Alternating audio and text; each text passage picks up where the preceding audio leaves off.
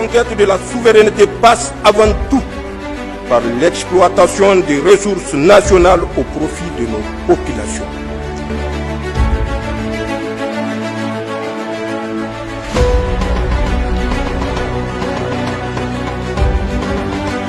Reviendront demain également. Et ce message de félicitations de la CPAES suite à la tenue des assises nationales de la refondation du Niger. La Confédération des peuples de l'Alliance des États du Sahel, CPAES, a suivi avec beaucoup d'intérêt la tenue des assises nationales de refondation du Niger à Niamey du 15 au 20 février 2025. Le CPAES adresse ses chaleureuses félicitations aux autorités nigériennes, notamment à son Excellence le général de brigade Abdrahmane Tiani, président du Conseil national pour la sauvegarde de la patrie, chef de l'État, pour l'initiative et la bonne organisation de cette concertation souveraine. Félicite également le peuple nigérien qui, dans un élan d'engagement patriotique et dans un climat d'unité nationale, a manifesté son attachement aux valeurs fondamentales du Niger, à la vision du CNSP, aux idéaux de l'AES. La CPAES salue la clairvoyance du peuple nigérien qui, à travers les résolutions et recommandations, a décidé en toute souveraineté d'accorder au CNSP à son président 5 ans renouvelables pour poursuivre l'œuvre de refondation du Niger, d'élever le chef de l'État au grade de général d'armée et de tenir compte de l'AES dans toutes les nouvelles orientations de la République du Niger. La CPAES, tout en assurant les autorités nigériennes de son soutien indéfectible, invite le peuple nigérien à l'unité, à l'engagement patriotique autour du CNSP et du président, son Excellence le général de brigade Abdrahmane Tiani, pour un Niger. À la lettre du ministre de la Communication, des Postes et de l'économie numérique en date du 21 février 2025, référence numéro 008-MCP-EN-CAB, le comité des contractuels de la RTN en présence des syndicats, des médias publics, des délégués du personnel et de sa base a rendu public une déclaration relative au recrutement des 92 agents à la RTN. Les délégués du comité des contractuels de la RTN ont appris avec surprise la transmission de la lettre du ministre de la Communication numéro 008-MCP-EN-CAB du 21 février 2025 à la direction générale de la RTN qui stipule de surseoir au recrutement de 92 agents de la RTN jusqu'à nouvel ordre. Selon le ministre, instruction lui aurait été donnée par sa hiérarchie. Depuis, les délégués se demandent comment cette situation a-t-elle pu arriver. Qui est en train de commander les articles des journaux de la presse écrites sur le recrutement de la RTN et à qui, finalement, tout cet acharnement médiatique profite? Point d'interrogation. C'est pour cela qu'il est bon de clarifier les choses une bonne fois pour toutes. Que l'opinion nationale et internationale le sache. Ce recrutement est attendu depuis plusieurs années sans que les régimes politiques qui se sont succédés ne réussissent à le faire malgré les multiples doléances émises et transmises à l'époque avec le départ massif des agents de la RTN à la retraite et au vu des dizaines d'années que ces contractuels ont passé à servir la RTN avec honneur, fierté et dévouement. Cependant, il a fallu l'arrivée du CNSP pour donner suite favorable à cette requête. Le comité des contractuels de la RTN avait rendu public à cet effet une déclaration en date du 10 juillet 2024 pour remercier le CNSP et son président, son Excellence le général Abdrahmane Tiani, pour avoir autorisé enfin ce recrutement. Un cabinet a été sélectionné et retenu pour l'organisation d'un test ouvert et externe à tous les Nigériens. Chose que nous pouvons refuser, car comment mettre à chance égale des contractuels qui ont passé plus de 10 ans au service de la RTN avec ceux de l'extérieur. Malgré cela, nous avons accepté que ce concours soit ouvert. Tout le processus a été conduit de bout en bout par le cabinet Leader d'Afrique, un cabinet qui jouit d'une longue et riche expérience dans le domaine. Jamais ce cabinet n'a organisé un test de recrutement qui a fait polémique ou l'objet d'une quelconque annulation. Comment alors décider aujourd'hui de surseoir à ce recrutement? À ce que nous savons, ce test est l'un des meilleurs que la RTN ait connu. Et en ce qui concerne les nouvelles recrues, la majorité sont des personnes qui jouissent d'une forte expérience à la RTN, de 5 ans, 10 ans, voire 18 ans pour certains. L'on ne peut pas aujourd'hui, avec toutes les souffrances que nous avons endurées durant le temps des politiciens, à attendre ce recrutement, qu'on nous parle de son ajournement à une date ultérieure, pour ne pas dire au calendrier grec. Ce serait une erreur de reporter l'intégration des 92 agents admis à ce test au vu des défis actuels liés à la vie de la RTN qui, depuis 8 années, est confrontée à un problème crucial d'insuffisance des cadres au vu des multiples départs massifs à la retraite de ces cadres. À titre de rappel, la RTN est un établissement public à caractère industriel et commercial épique, disposant du statut particulier et géré par un conseil d'administration. Les salaires des 92 agents recrutés, pour ceux qui ne le savent pas, sont déjà prévus dans le budget de 2025 à partir du mois de janvier. Au regard de tout ce qui précède, le comité des contractuels de la RTN félicite encore les plus hautes autorités du CNSP qui ont ordonné ce recrutement pour rendre justice aux contractuels de la RTN qui ont vécu le martyre pendant tant d'années. Les délégués du comité des contractuels de la RTN comptent sur la sagesse des autorités du CNSP et du gouvernement pour rétablir les 92 agents dans leurs droits. Les délégués du comité des contractuels de la RTN profitent de l'occasion pour remercier tous les secrétaires généraux ou représentants des syndicats, à savoir le Centra Presse, le SINAV, le SINFO, le SINAMEP et l'ensemble des délégués du personnel et au-delà, l'ensemble du personnel de la RTN, tous statuts confondus, pour leur soutien dans ce combat ultime. Vive notre patrie, le Niger, vive le CNSP, vive la Confédération des États du Sahel, vive la RTN. Je vous remercie. Dans le cadre d'un projet d'installation d'une centrale thermique 40 MW à Gorobanda à Niamey, appui de la République algérienne au Niger, le président directeur général de la Société nationale de l'électricité et du gaz d'Algérie, Sonelgaz, Mourad Adjal, est en mission à Niamey ce mardi matin, accompagné de sa délégation, qu'il a eu une rencontre d'échange avec la directrice générale de la Nigélec, Mme Abarchi Fati, et ses proches collaborateurs avant de visiter le site Nigélec de Gorobanda qui va abriter la dite centrale stratégique. Jarab Aziz Abdraman Jean.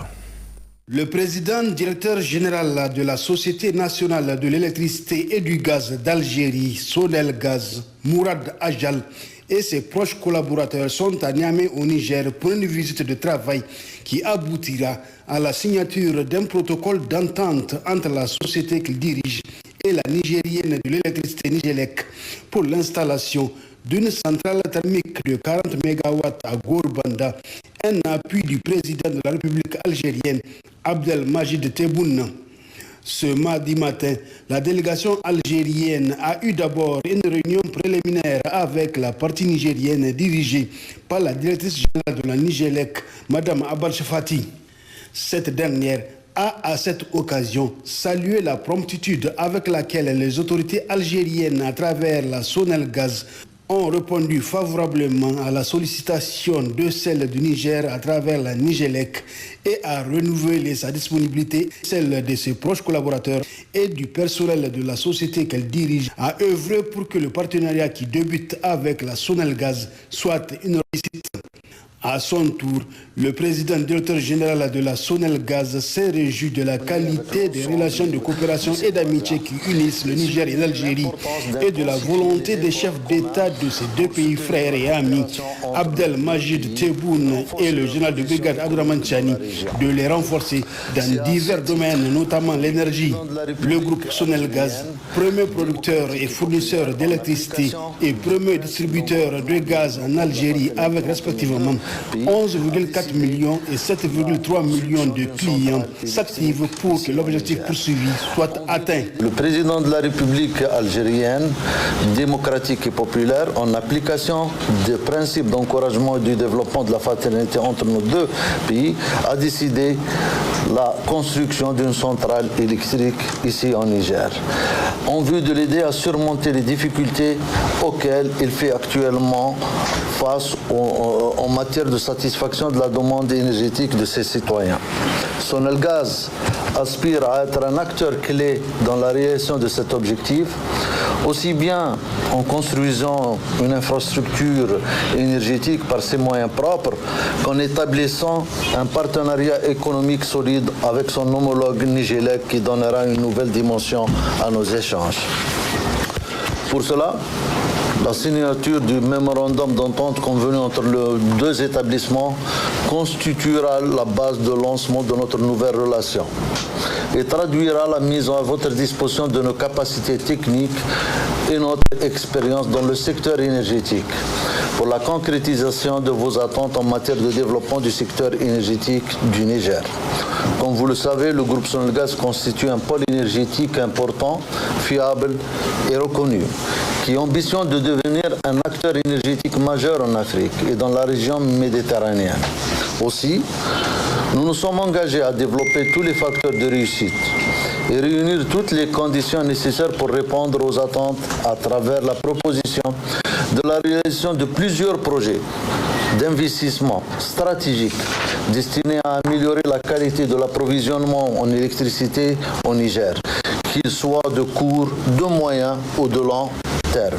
Les deux parties se sont ensuite rendus au site Nigélec de Gorubanda, situé à une dizaine de kilomètres de Niamey, où la centrale thermique 40 MW sera installée. À ce niveau, les visiteurs ont constaté que certaines prédispositions que présentent les installations vont faciliter la tâche. Le premier constat, le site s'y prête. Les conditions sont très favorables éventuellement pour engager les premières études. Il y aura une équipe d'experts qui va se déplacer durant la semaine qui va suivre, composée d'experts algériens pour engager des études d'exécution afin de commencer les travaux de construction dans les meilleurs délais. Aujourd'hui, il n'est plus question de discuter d'un projet. Il faudrait le démarrer pour pouvoir le mettre en œuvre et le réaliser dans des délais très restreints. On voit déjà ici aujourd'hui que il fait 28 degrés. C'est la période des chaleurs qui commence. Et à l'occasion, je souhaite à tout le peuple nigérien Ramadan Saïd. La centrale de 40 MW, appui du président algérien au Niger, une fois installée, va permettre à la Nigélec de renforcer ses capacités de production afin de faire face à la forte demande de la région du fleuve pendant la période de forte chaleur qui dépasse 250 MW. À terme, c'est la souveraineté énergétique qui est visée par les autorités nigériennes pour l'industrialisation et le développement du pays. Peu avant l'entretien de la ministre de l'Artisanat et du Tourisme au village de Labou Bangou Tidikou, souverain, prospère, dans le cadre de l'AES, peuple de l'AES, unis et solidaires, nous vaincrons signé à Bamako, Ouagadougou et Niamey le 24 février 2025, la CPAES.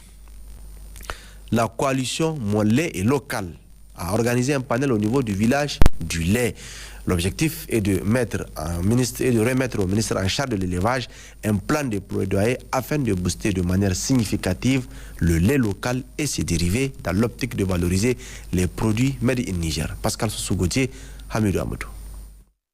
Cette rencontre initiée par la coalition Mon lait est local en marge du salon Sahel Niger 2025 se veut d'échanger avec toutes les productrices venues de l'intérieur du pays afin de plaider en faveur de ce produit made in Niger qui fait face, qui est en concurrence avec le lait importé.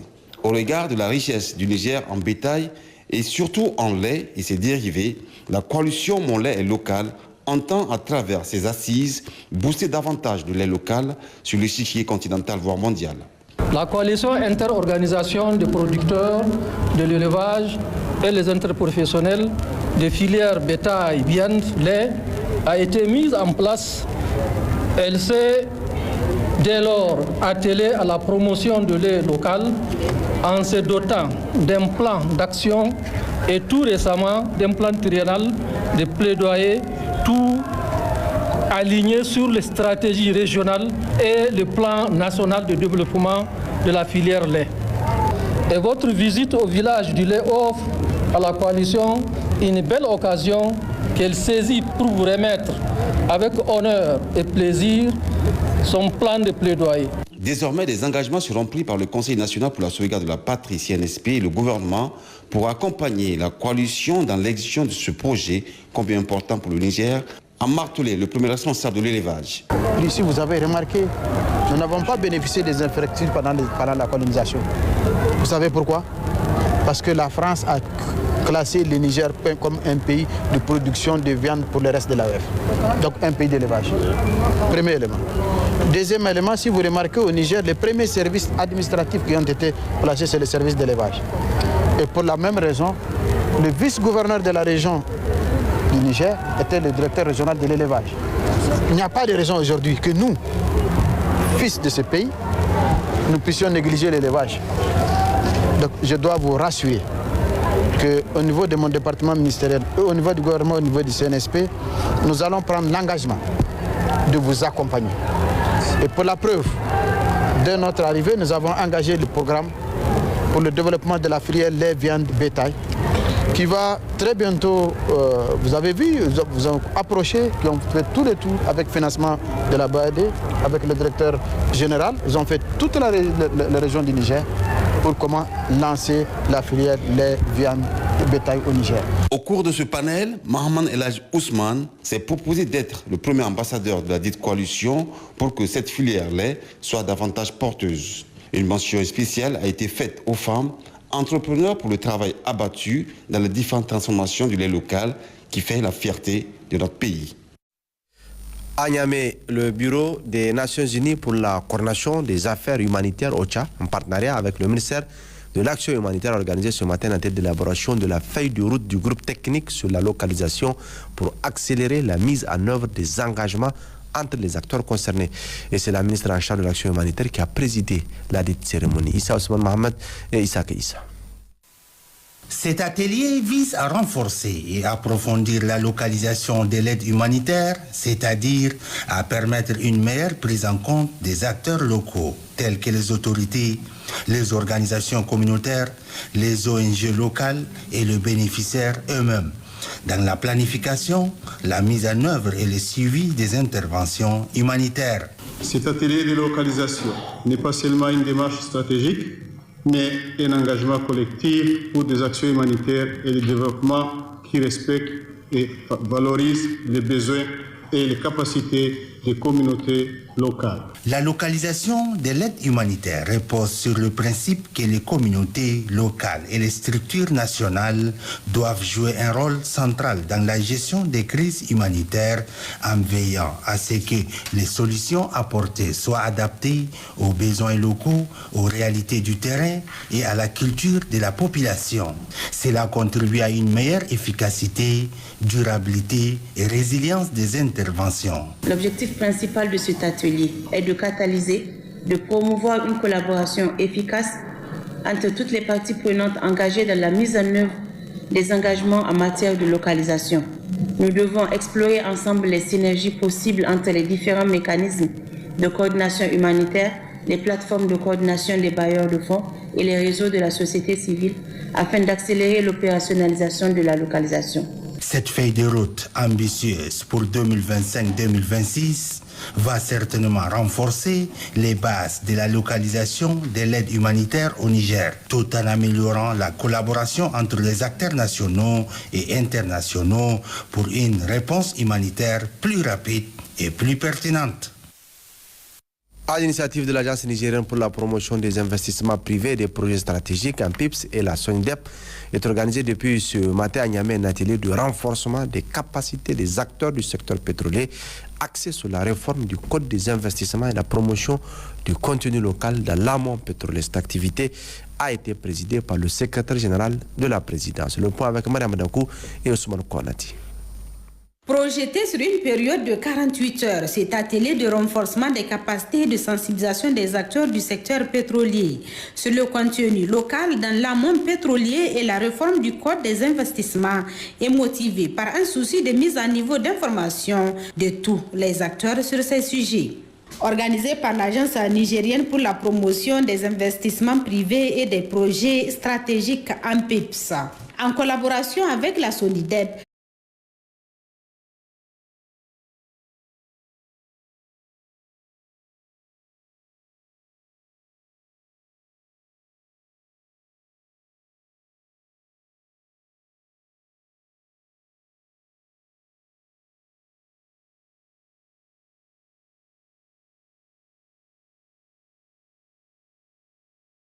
cette activité a été le cadre pour les directeurs généraux des structures organisatrices pour notifier les raisons qui ont guidé à l'organisation de cet atelier. L'objectif de cet atelier est de sensibiliser les secteurs privés et publics sur la réforme du guichet unique, puis créer un cadre de réflexion autour du contenu local afin de garantir une intégration efficace de compétences et de ressources nationales dans les projets pétroliers. Cette activité en collaboration avec l'ANPIPS, c'est parce que tout simplement nous sommes conscients d'une chose, ceci rentre dans la vision et la volonté du chef de l'État. Je l'ai dit en toute sincérité, il n'a cessé de le dire, tenez compte des entreprises locales, tenez compte des populations qui sont dans les zones reculées où vous allez exercer. Eh bien, cela a fait l'objet d'une concertation entre l'ANPIPS et la SONIDEP et nous nous sommes engagés. Il va falloir procéder à une sensibilisation et à un renforcement des capacités. Le secrétaire général de la présidence de la République du Niger, tout en saluant l'idée, s'est apaisanti sur l'intérêt d'une telle assise qui s'aligne à la vision des hautes autorités du Niger.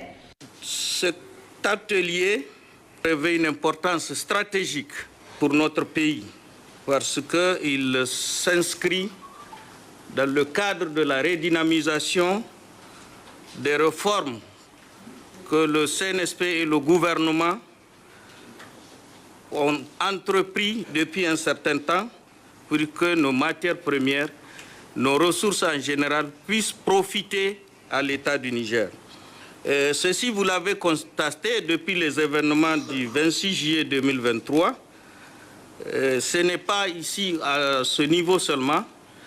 Partout où cela s'avère nécessaire, le gouvernement est en train de faire des réformes, de sensibiliser et de mettre à votre disposition le dispositif législatif réglementaire pour permettre la prospérité de vos affaires. Ainsi, il a tenu à encourager les participants à s'investir pleinement dans les discussions afin de tirer meilleur profit. Aussi, les a-t-il exhortés à formuler des recommandations pertinentes à même de guider le gouvernement et le CNSP dans leurs actions futures. Le directeur de l'École nationale de la police et de la formation permanente a réceptionné ce matin dans l'enceinte de l'École de la police nationale un don d'une ambulance médicalisée offerte par la société nigérienne des banques, Sonibank. Et cette cérémonie s'est déroulée en présence du directeur général adjoint de la police nationale et des responsables de la Sonibank, Bassirat Ayouba et Bouré Mahmoud. Ce véhicule équipé de marque Toyota Land Cruiser diesel d'une valeur estimée à 40 millions de francs CFA a été offert par la société nigérienne de banque Sony Bank à l'École nationale de police et de la formation permanente pour renforcer son département médico-social. Un geste apprécié à sa juste valeur par les premiers responsables de cette école. En ce jour particulier, nous sommes réunis non seulement pour célébrer un acte de solidarité, mais également pour affirmer notre engagement collectif envers le bien-être de nos élèves. La santé et le bien-être de nos élèves sont des priorités absolues. Et cette ambulance transcende le simple statut de véhicule. Elle incarne l'espoir et l'accès facile aux soins pour nos élèves. Cette ambulance sera sans aucun doute un atout précieux pour notre système de santé. Le directeur commercial et marketing de la Sony Bank a dans son allocution rappelé que la Sony Bank est une banque citoyenne, convaincue du caractère important de cette action de solidarité et de son impact sur la condition de vie des élèves. L'un des axes majeurs sur lesquels notre stratégie s'appuie est la responsabilité sociale et environnementale. Dans ce sens, plusieurs actions d'aide et d'assistance ont été réalisées en vue de contribuer à l'amélioration des conditions de vie des couches vulnérables de la population nigérienne. C'est dans ce cadre et afin de renforcer le partenariat entre la Sony Bank et la Direction générale de la police nationale que nous offrons aujourd'hui une ambulance à l'École nationale de la police et de la formation permanente. L'ambulance de marque Toyota Land Cruiser diesel d'une valeur de 40 millions de francs CFA est équipée afin d'améliorer la prise en charge des élèves malades. Présent à cette cérémonie, le directeur général adjoint de la police nationale a rassuré les donateurs que cette ambulance sera affectée au niveau du service concerné afin d'en faire un usage responsable. Il a ensuite remercié la Sony Bank qui n'est pas à son premier geste, à son nom et au nom du personnel de la police nationale. La conquête de la souveraineté passe avant tout par l'exploitation des ressources nationales au profit de nos populations.